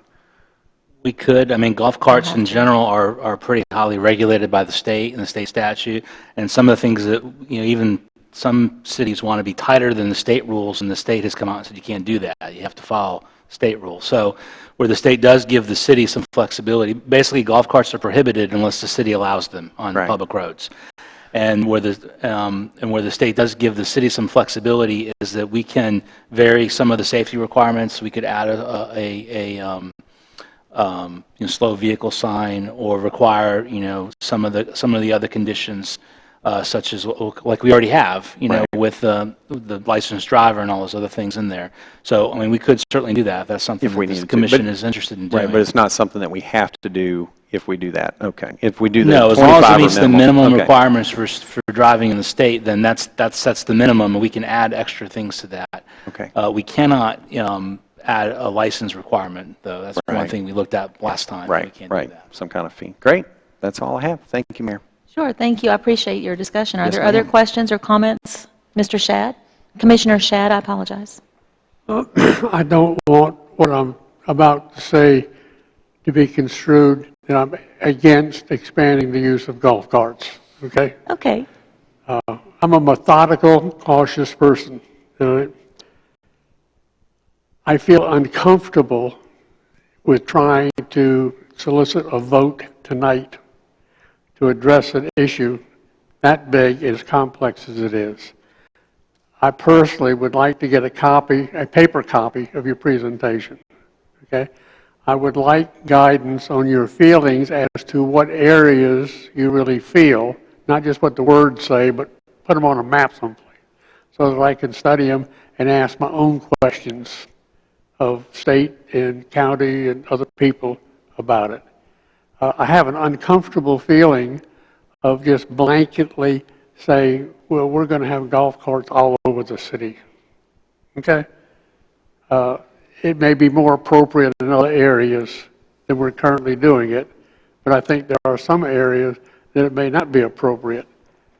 Now, I drive this area fairly frequently, and I go in the country club. I've seen 6- and 7-year-old kids driving golf carts out there, sometimes at night without lights on. All right? I would say that would be a police jurisdiction problem. Ma'am, what I'm saying is that's going to happen. I don't think we have enough policemen if we expand this too far, too rapidly, to go out and be policing the streets. I'm not against expanding the areas. Don't misunderstand me. I don't misunderstand. All right? But I'd like a little better definition and getting our arms around some of these areas because, kids are going to be kids, okay? I've seen mothers in the evening with their golf carts that have no lights on them, holding the baby in their arm, just tug-a-wugging along there, not really paying that much attention. You got a cell phone in one hand, a baby in the other, and there's got the kid helping hold the steering wheel. I mean, don't say it doesn't happen. I've seen it. Well, I would respectfully disagree and say that a parent could be just that careless in an automobile holding a baby and talking on the phone. That's a personal thing. It's not so much golf cart oriented. What I would like to recommend, and I'll be glad to put it in the form of a motion, is that we table it tonight, you get the information to us, and let's schedule a workshop. I mean, this is not enough time Okay, I to be able appreciate to that. digest all that, so that we can focus only on that topic and get maps out and, just get the nitty-gritty out and look at it. I appreciate that very much. Thank you. So I'd like to make a motion that we table it and we schedule a workshop at an appropriate time for both of us. Well, I would like to allow public commentary before we move on past that, if you don't mind. Well, you can still have public commentary. Well, we were on the other motion, though, before we'd have to I don't know rescind that motion and have another motion. What motion do we have on the floor? To get the original discussion going that I made. Oh, You can do okay, public okay, commentary now, okay. or I can second that motion. You can do public commentary on that one if you want. I don't have a problem with Mr. It's kind of my thing that I brought up, and I've kind of introduced it. So I don't have a problem if the attorney can direct this, that we rescind the other motion and allow Mr. Shad to make that motion, if that would be agreeable, and then have public commentary after that. That's fine. Okay? Yes. Yes, ma'am. Well, the motion was just for discussion, if I remember right. Right. Correctly? That was the motion with Sure. possible action. Okay. So we're rescinding that motion. Is that And the- I don't know that we need to rescind that, since we've said that it's discussion with possible action, because you certainly have the ability to vote no, and then I could reintroduce it in a different way at another agenda, at a workshop or whatever. I think that's where we would like to go. Is there any other comment or question from the board? I know one of the things that I would like to hear is some sort of response from the police department. I know they're out patrolling the streets 24/7, and I'll go ahead and say up front that I'm totally against this proposal. I was against it when we addressed it before. I just see so many things going wrong with this, but I certainly want to hear from our law enforcement and what they have to say. Well, our police chief did issue a memo, which I got a copy of. I don't know if you got a copy of it or not. I do have a copy. And our police chief is against the golf carts. I mean, on safety, on a basis of safety. But I think that I'd like to ask for public commentary, because when the golf carts came up before, when the ordinance was passed, the former mayor, his neighborhood was approved, Commissioner Barnes' neighborhood was approved, Commissioner Ashbrook's neighborhood was approved, and Commissioner Friend's neighborhood was approved. Mr. Shadd and I are the only ones who live in a non-golf cart community. Mayor, can I also interject the fact that I was totally against even my neighborhood, the mayor's neighborhood, and everybody else's neighborhood. I just see so many things going wrong with this. Okay. I was totally against it, so let the record reflect that. Yeah, and I'd like to back up too, Mayor, and just point out that the compromise was made for those neighborhoods because they were confined, developed neighborhoods. That was the reason that we made the compromise, and I appreciated the support at the time for that compromise so that we could get golf carts going in some area. Okay, and I think that's great. And at this time, if are there other comments from the board before I open it to the public? And I would just make my final comment, and then I promise I'll be quiet. If you ride your bicycles or go around this area, as many of us do, I consider my neighborhood a confined neighborhood. It doesn't have a gate on it, but it's little streets with shaded trees and driveways, and it's a little confined, and there are squares all over the city limits just like that, especially in the CRA. So I'll end my discussion if anybody else has another comment before we go to the public. The only other comment I would make is the other time that we discussed it, the comment was made that we don't want the nose of the camel under the tent, and I was on record as saying I don't either. I want the tent destroyed. So I read that. Okay, I read that, and I did read that. Yes. I'm for it as long as we can do it safely and everybody can agree. At this time, if we could open to public commentary. Yes, ma'am. Laura Johnson, 1115 Michigan Avenue. I am in one of those neighborhoods that is part of the historic district of Lynn Haven. We have people out there on hover-rounds coming down our street every day, bicycles cross our street every day, and to realize that I'm being punished for living in an area that doesn't have a secluded entry into and out of a neighborhood, I find that to be abhorrent. I would like to visit different areas in Lynn Haven with my golf cart. I know there are regulations about golf carts, and those can be enforced. I think most of the people, I know there are exceptions, would be happy to obey the rules in order to be able to use their golf carts to go different places in Lynn Haven. So I don't feel like, because I live in a 104-year-old house in one of the prettiest parts of Lynn Haven, I should be restricted from being able to use my golf cart. Thank you. Thank you. Yes, sir.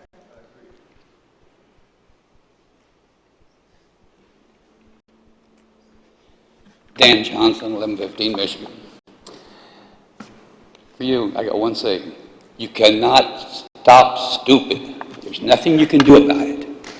Everybody is going to go be stupid driving a car, be it a bicycle, a golf cart. All right, I want to drive my golf cart anywhere I want to go in town. I personally think it is an insult to me that you let the country club have it, you here have it. Something wrong with that picture. We're all Lynn Haven refugees, yeah. But the beach, theirs is wide open as far as golf carts. They have certain crossings to go even across Back Beach Road. With the fine of think it's $150 if you go the wrong way or in the wrong place. We can do the same thing. And our cops can do just as good with cars or golf carts. So it's not putting any extra burden on them. So. Thank you. Thank you. Other discussion? Let me go to the back here. I'll come back. For Jim Mitchell, 1600 Marina Bay Drive. I'm one of the aforementioned senior citizens that has a golf cart. I enjoy it. I live in the Southport annex of Lynn Haven, there at the condos on the bridge. A dozen folks there have golf carts. We enjoy them, but mostly stay where we're supposed to, in the parking lot, down at the marina, in the garage. Kudos to you, Mayor, for bringing this up. Appreciate and understand the concern of some of the board members, but as you mentioned, you can't legislate against stupid. You can. Your example was a good example because it's just an example of the abrogation of parental responsibility. Shame on the parents. You know, police can't catch them all, but damn the parents to let them do that. Thanks for considering it. And again, I'm an old guy. I like my golf cart, and I'll put a number on it. You can tell the police where I live because maybe I'm sometimes not just in my parking lot. So. Other discussion? Yes, sir. Richard Gutnick, 1519 Pennsylvania Avenue. You've mentioned that, you know, we've got bicycles and we've got, you know, electric wheelchairs and all sorts of other quasi-vehicles, if you will. Do we have a definition of what a golf cart is? Can I use a four-wheeler instead of a golf cart? These are the things that would need to be addressed in this vein because, you know, what's the difference between a four-wheeler and a golf cart, you know? And there are legal descriptions for that. Yes, so that's just one point. To Commissioner Schad's comments regarding people not following the law, I live on Pennsylvania Avenue, okay? I live 2 blocks down from the police department, okay? And I've had some discussions with the police chief regarding police cars going very far over the speed limit down Pennsylvania to 17th Street to get onto Ohio Avenue. This is the police. These are the ones that are supposed to be enforcing these laws, okay? They have access to 77 via 390 and via the access from where the fire department gains access. And the speed limit there is, I believe, 25 miles an hour. I've seen them actually lose control and go off on the side of the road doing this. You know, I understand your concerns, but, you know, people are going to do what they're going to do.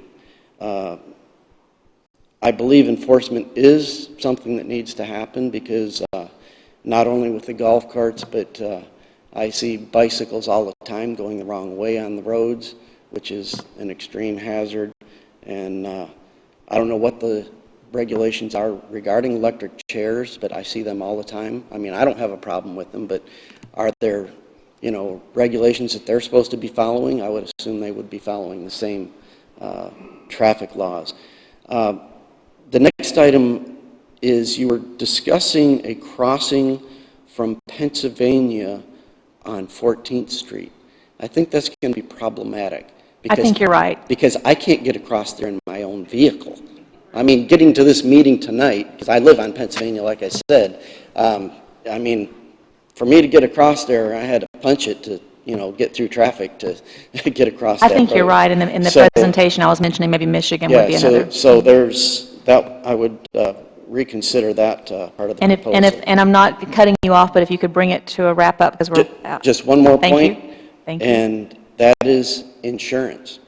You know, vehicles require insurance. Golf carts can be involved in accidents. I don't know if there's anything, legally and stuff, but that's something to consider as well. Thank you. Thank you so much for those points. Mr. Walker? Rich Walker, 1106 Michigan Avenue. This is deja vu. Along with these commissioners, we went round and round with the golf carts, and we enjoyed a compromise, and we are at that compromise. This is interesting. I'm not against golf carts, but particularly when I started this, I did extensive investigation with the state of Florida, with the state troopers, with everybody involved in this, and found out a lot of information. And I have to agree with Mr. Shad, you're going to have to find out a lot about this. It can work if you want to do it, if those vehicles are legal. I own a little electric car. What is the purpose of a golf cart? To go to a golf course and ride on the golf course and carry your little clubs and play your game. I can't take my little electric car, which is about the size of a golf cart, legally licensed in the state of Florida, on a golf course. Okay, if it's licensed, fully regulated, and Mr. Shad is correct, our police can't even control what they have now. It's going to be very difficult, and they're not out on Michigan Avenue watching for golf carts. They're not looking for the kids. My point is this. It's a good conception, good idea. The idea is good, but if you do your homework, make sure you're protected. For example, there's no insurance on these vehicles. Most of the people that own golf carts think that their homeowner's insurance covers it. No way. No way.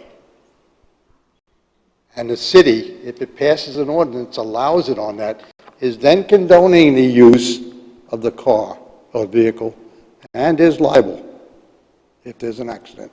There's only been one man arrested for misuse of a golf cart in Lynn Haven in the last 5 years, and that was a sacrilege against that individual. That's the only thing that I know in Lynn Haven, prosecution with a golf cart. I would really look forward to a good discussion on this. Look at all the legalities of it. And then we can all, citizens, form a good opinion and make this work right.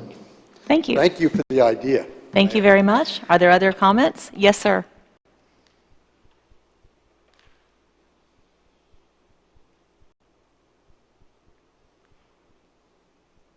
My name is Brad Yunt. That's Y-U-N-D-T, 210 Lakeview Terrace. And I've got an issue with the structural planning of the community.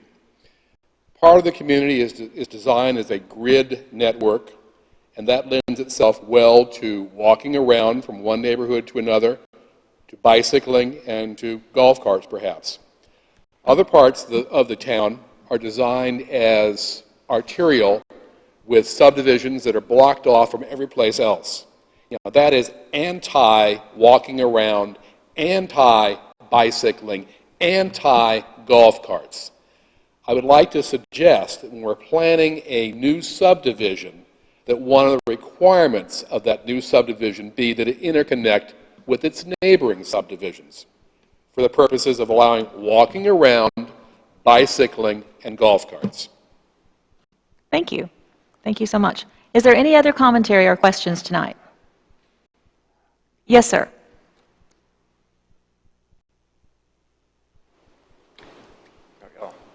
Robert Gardner, 1600 Marina Bay Drive, and I would like for y'all to really consider the golf cart thing. We use the golf carts, and we have several people here from Marina Bay that use them constantly. We use them in our parking lot. We use them to get out to the marina. We also use them to go down Smith Drive all the way to the boat ramp on McKenzie. We can use the sidewalks because they're in the county and they're 5 feet wide.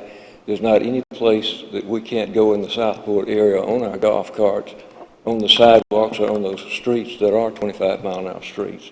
So we'd really appreciate it if you would consider it. We would like to have access to Lynn Haven via the Old Bailey Bridge. You could open those gates just wide enough for a golf cart to get through, and it would give us access to this side of the city. Thank you so much. Thank you. Anyone else? Yes, sir. My name is Fred Strickland. I also live in Marina Bay next to these old guys over here. Thank you very much, Mayor. I appreciate that proposal. I encourage the city commissioners to join her in making this a more golf cart friendly community. I am an avid golf cart enthusiast, and I agree with this young lady. I don't think it's fair that some people in the city can use their golf carts and we can't. Here at Marina Bay, if we could just cross the old bridge, and now we're part of the country club group, but you won't even let us cross the old bridge, and you say so many things can happen. How many things have happened? I mean, you listed a whole bunch of communities that have golf carts. Is there really a problem? Commissioner Barnes, you say you just see so many things happening. What's happening? Is there a problem? Are people having accidents, people getting run over, people getting killed? I guess that's rhetorical. I mean, but anyhow, thank you very much. I hope y'all make Lynn Haven a more golf cart friendly community. I don't know if you've ever been to the villages. It's a lot of fun. Thank you. Are there other comments or questions? Yes, sir. I'm another one of the old coots from 1600 Marina Bay Drive. I'm Jay Gross. I've only lived here since December, but I spent 25 years at Blue Water Bay, which is a golf cart community. All that time, there were 2 accidents. There must have been 500 automobile accidents in that time. One was the guy backed over a person at the clubhouse. The other one, a gentleman over 50 years old, was driving and ran somebody down because he wasn't watching where he was going. Both of them were accidents that should have never happened. There are more bicycle accidents in Blue Water Bay than there are golf carts. It's a community of over 4,000 homes, and there must be 500 or 600 golf carts in that community. You might check with those people or in a community similar to that to find out just what problems and what things you might want to consider in an ordinance to cover them here in this area. I think they're great, and I still have one, so thank you. Thank you. Anything else? Anybody else? Questions? Okay. At this point, just yes, I'm sorry. The city manager wanted to make a comment. I just want to speak real briefly. The police department's been referenced a couple of times. Police chief's not here. He's at home sick. Major Reamer's here, and he's welcome to compliment what I'm about to say with an E, compliment what I'm about to say if he has anything additional to add. But to me, as far as the critique of the law enforcement, to me it's more about a quantity issue and not a quality issue. And if you do have a quality issue with any of the departments, feel free to call me. I don't make my cell phone any secret, and certainly call me at City Hall. Got an open door policy. But as far as I do see, and I'll respectfully disagree with several of the comments, that this would not add an extra burden on any given day or night for that matter. Typically, we have 2 patrols. You've got 12 square miles of city. You've got 19,000 citizens. That's a lot. And I hate to use the word stupid, but that's going around. When you have more opportunities, when you're increasing the amount of vehicles out there, just percentage-wise, if that stays true, you're going to have more opportunities for people to abuse the privilege. We need enforcement. We don't have enough enforcement to cover, as Mayor and some other folks had stated, all the cars. We can't be in every neighborhood once a week. It's just gotten that big when you have 2 patrol cars out there at any given time. So I'll respectfully submit that while I'm very proud of our ratio, as we've talked about the budget since I've been here, when you look at the number of city employees per capita to the number of citizens we have, we're very efficient. We're almost double the efficiency, but if we've got more laws, if we've got more opportunities for privileges to be abused, you're probably going to see me ask for more enforcement tools, including personnel. Do you have anything to add to that, Major Reamer, as far as safety? Okay. At this point, just based on, I'm sorry, Major, did you want to come on up? I'm sorry. I thought you said no. I apologize.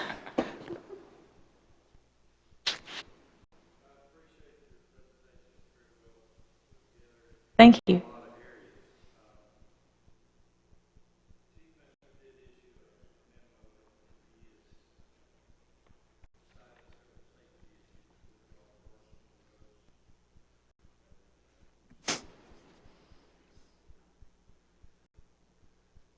cited several safety issues.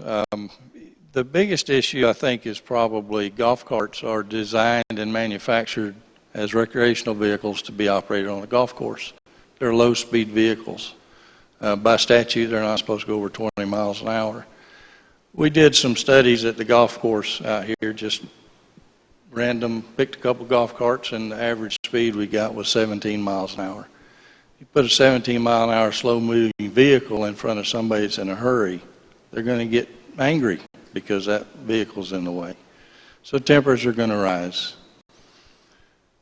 It's golf carts they have brakes on the rear wheels.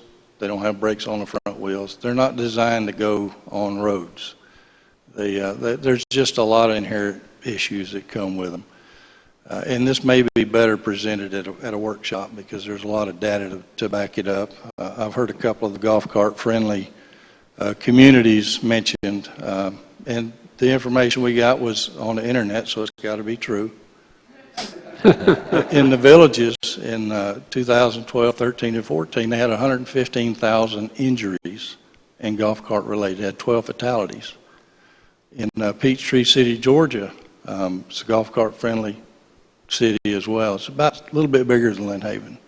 They average about 80 to 90 crashes a year, with about half of them resulting in injuries. So there are problems in golf cart communities.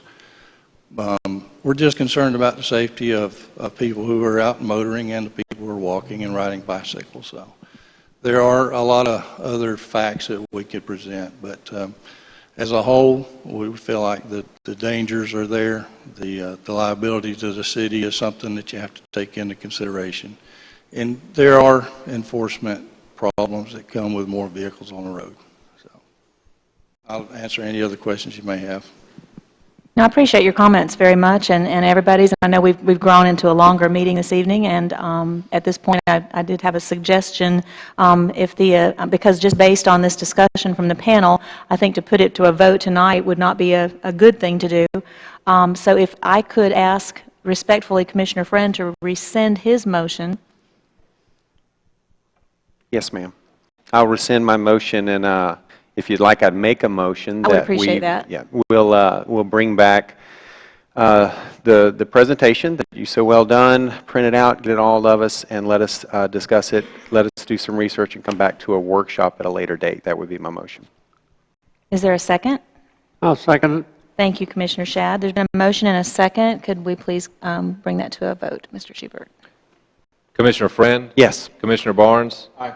Commissioner Ashbrook? No. Commissioner Shad? Aye. Mayor Anderson? Yes. And at this time, there's a place for public commentary just in general. Is there anyone who wanted public commentary on any topic? Yes.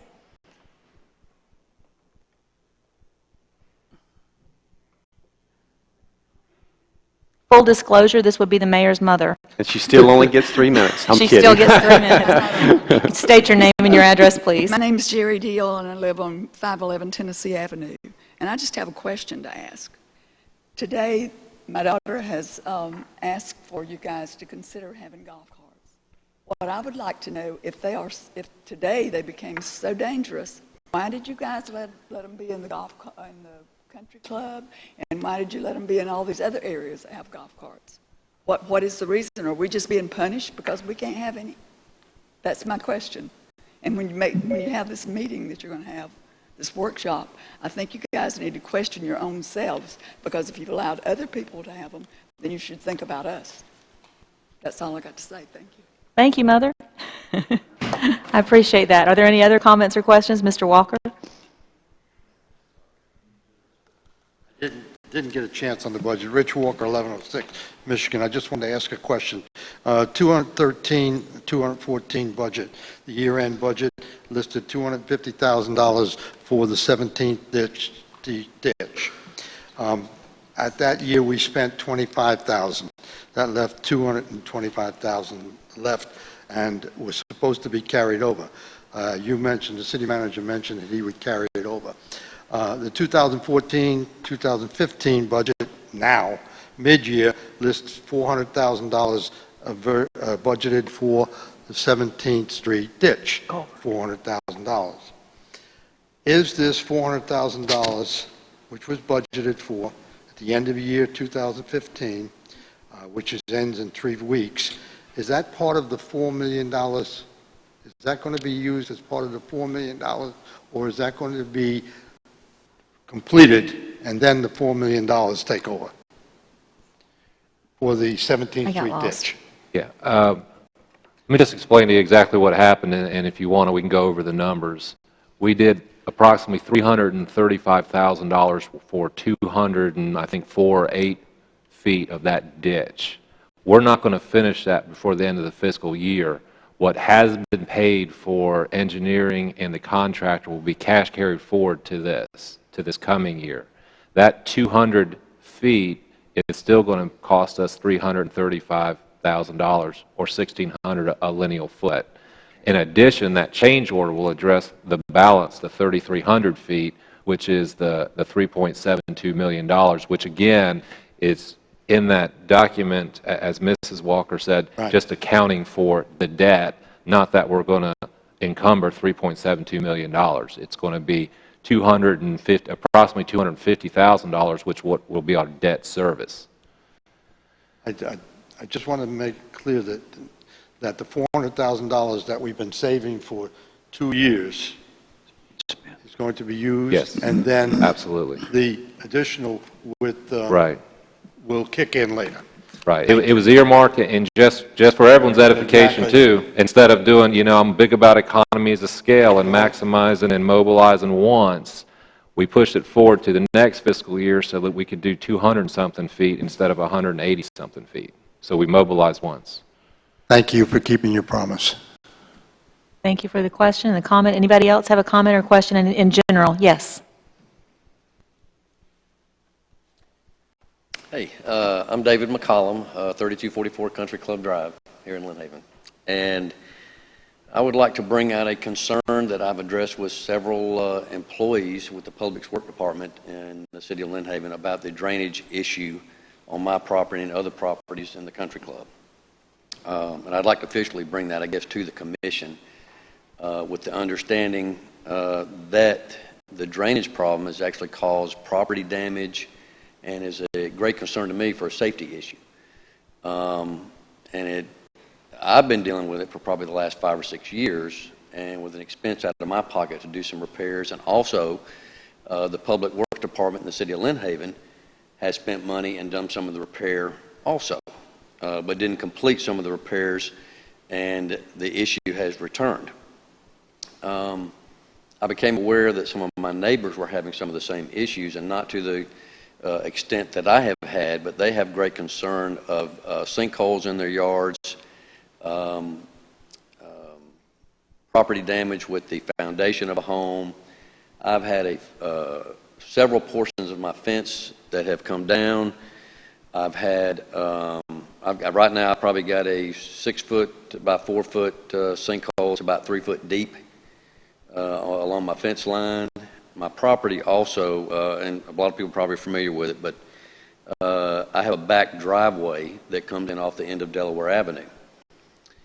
And so when I had come into my back driveway, it's a nicer brick home with a brick paver driveway. But this drainage system runs underneath my driveway and through my backyard. I've had to repair the driveway on numerous occasions where the brick pavers have fell in because of the erosion, because the pipes under there are corroded and it's basically washing away the dirt under my driveway, so my driveway started to collapse. There's also 2 brick columns at the corner of my driveway there, and one of them on one side actually collapsed and broke. And the City of Lynn Haven very nicely came in and took every brick apart, paid a contractor actually to come in, take it all apart, and reconstruct it back the way it was. And they also, on my side of the property line, the city side of the property line, they came in and, I don't know what you call it, but the big brick or concrete portions that go into the ground where all your pipes come in, they replaced every bit of that.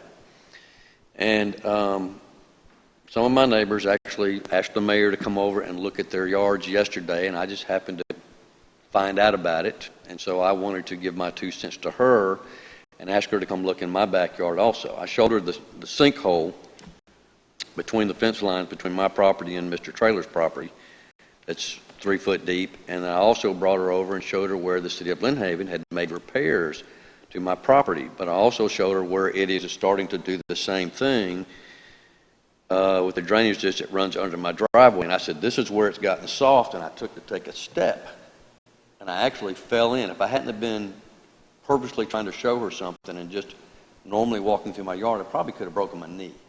But I purposely showed her, and when I stepped, the ground gave way, and I fell 3 foot into the ground. And you could see underneath my driveway where the erosion has corroded. So I have talked to the City of Lynn Haven, the Public Works Department, about this, like I said, for the last 5 or 6 years. Have had a repair, but not the true things that need to be repaired, which is the culverts or the piping that runs under the ground for the stormwater runoff in the country club, because it runs from the roads between my property, underneath my property, and out into the main runoff system. And so I know there's been some age to these things, and they're starting to collapse. My request is, before my neighbor feels like their foundation of their house is going to give way, before my truck falls into my driveway, my lawn guy gets a broken leg or something, I think we seriously need to consider doing something. I'm not an engineer. I don't know if they need to be replaced. They can be repaired. I don't know. I know the city had hired somebody that came over, an engineer, came to my backyard and asked for permission to take a system to look up into the pipe to see exactly what the damage was. But as far as I know, nothing like that ever happened. So Mr. we're McCall, kind of at a I'm going standstill. to jump in on you for a second, because we've gone beyond actually double the Okay, speaking I time. apologize. No, you're fine, because I wanted to try to help you come to an end there. If I have turned this problem over this morning, I mentioned it to the city manager who's going to be calling you, and if you could just make a wrap-up statement of what you'd like to see done, and then he'll be in contact with you. Well, again, I know there's several other neighbors that have the same concern. I'm the one that seems to have the biggest problem. I think I have more of the pipeline that runs through my piece of property. And the biggest concern, again, is property damage, the driveway falling in, the fence, okay, but the driveway falling in, my truck dropping into the driveway, or my wife's Lexus, or somebody getting seriously injured on the property because of it. And I would just like to see some kind of somebody put something together that can either come in and look and see exactly what the problem is, can it be repaired, or do we need to take the pipes up and replace? I don't know. Could I speak to this? I've been involved in it. I lived at the country club, have for 25 years. As you may know, that development was put in as a private development. The road was a private road. So the developers went in, built the road, city wasn't involved, put in the drainage system, and there was never any easements or right-of-ways given to the City of Lynn Haven for all the drainage lines. So that the city has no drainage easements out there. They actually would have to drive on private property and start digging it up because they have no easement rights, okay? Yes, I understand that. The road was turned over to the city. The city took it over. They didn't take over the drainage system because it wasn't engineered to spec. It was put in by the developers, and therein lies the problem. You have a deteriorating system, a homeowners association that is not going to take the dollars. The homeowners association, I actually got the price to have Churchwell scope that line.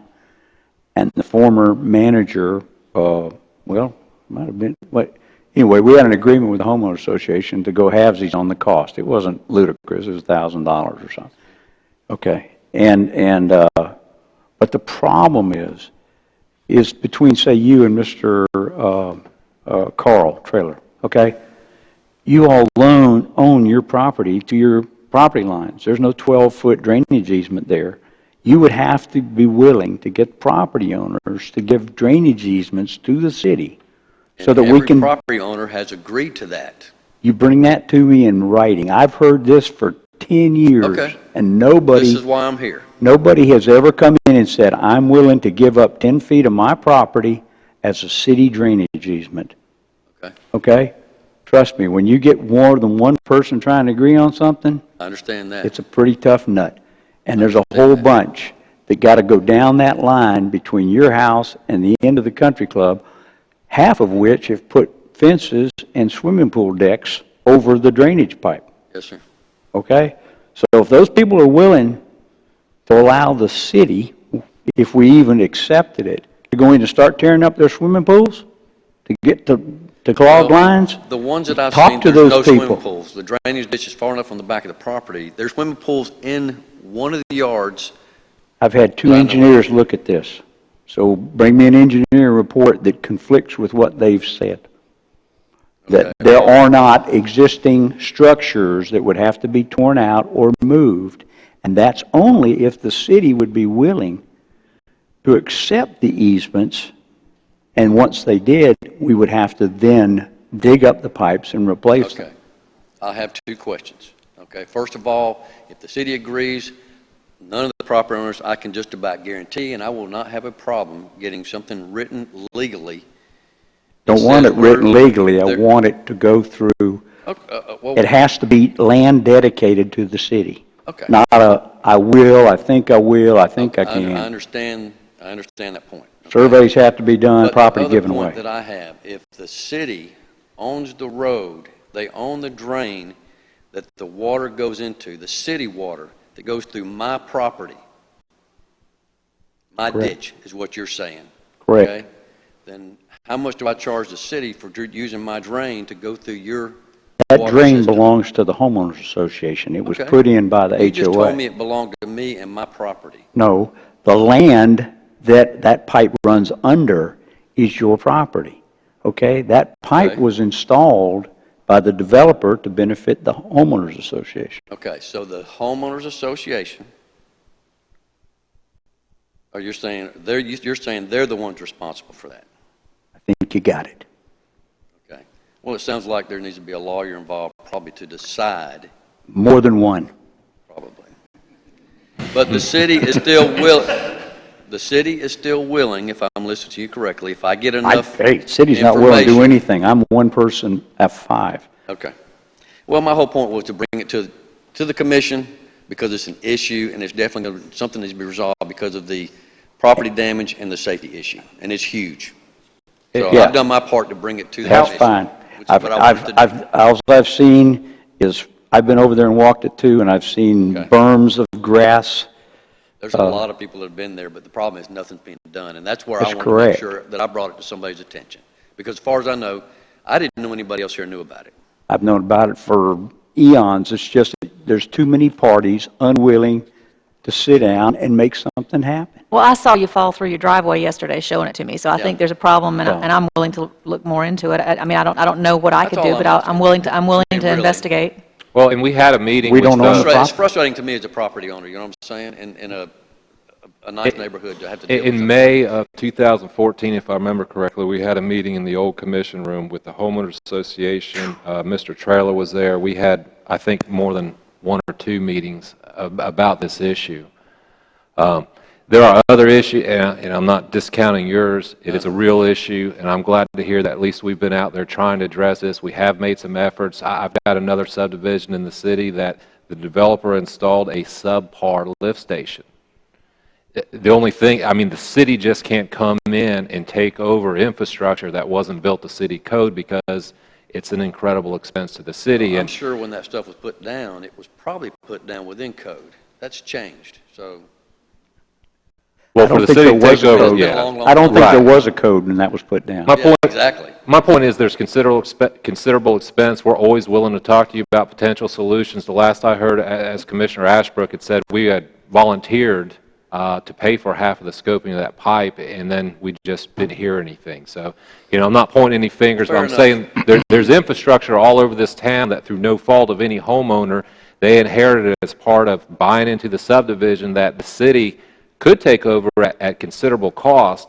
And I guarantee you there's a bunch of folks that'll fill this room from the country club, and there's probably just as many from the rest of the city that says, I don't want to pay ad valorem taxes to make that fancy country club drain properly. So, you know, there's a balancing act, and we're willing to certainly talk to you and continue those Well, I conversations. was unaware that there was other people that had been involved in it, and there was another issue, Oh, another sure. meeting that I didn't know about. But Oh, yeah. from my point of view, when I fell through my driveway yesterday, and the mayor was there and saw it, you know, I wanted to make sure that people here were aware of the problem.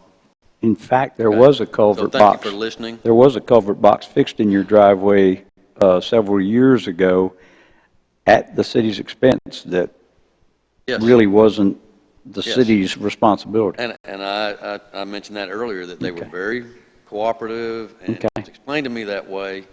But again, well, I don't want to get into it again with that kind of thing. But thank you for listening to me, and anything you can do to help with I'd appreciate it. Good. Thank you for coming. Anyone else have a comment or question today about anything? All right, this meeting is adjourned. Thank you.